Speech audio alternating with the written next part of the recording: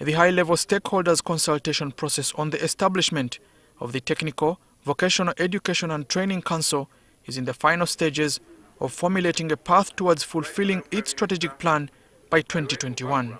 Minister of Education and Sports Janet MUSEVENI, who was overseeing the discussions, emphasized the need to create an integrated and autonomous institution to guide the training and skilling of Uganda's labour market with a view of making it more relevant and competitive.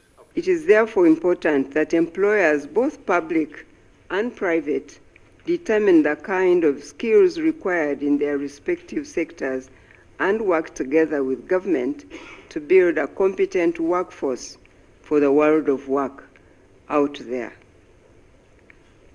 There is no doubt that such approach will increase productivity as well as competitiveness for the economic growth. Uganda has one of the youngest populations in the world, and it is estimated that over 70% of the population is below 30 years. This population is expected to double in the next 20 years, which will create more pressure to absorb them into the labour market. 27% of Ugandans, corresponding to nearly 10 million people, can be considered as being poor. This is why, as the EDP chair, I would like to emphasize the importance of job creation and skills development.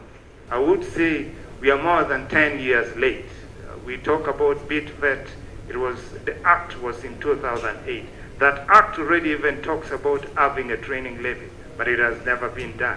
So let's get to work and talk a bit less so that we can deliver for our country and we can deliver for our people. The Permanent Secretary, Minister of Education, Alex KAKOOZA, says the ministry needs 4 billion Ugandan shillings annually to kickstart the council, which will then be mostly private sector-led. We have companies that for you to work for them, you must be certified by internationally recognized companies. So, for example, in oil and gas, for anyone who, for example, if he wants to work on a pipeline as a welder, he will have to have those qualifications that are certified. A few weeks ago, the Minister of Kampala was on a tour to identify idle land for skilling, and now here is a consultative meeting to move that agenda forward. And some of the concerns that have been raised is a slow process towards implementation and diversion of funds. It's now yet to be seen whether the youth will be able to embrace this new strategic plan to provide for them jobs in the future. Andrew Anitwe, NTV, Kampala.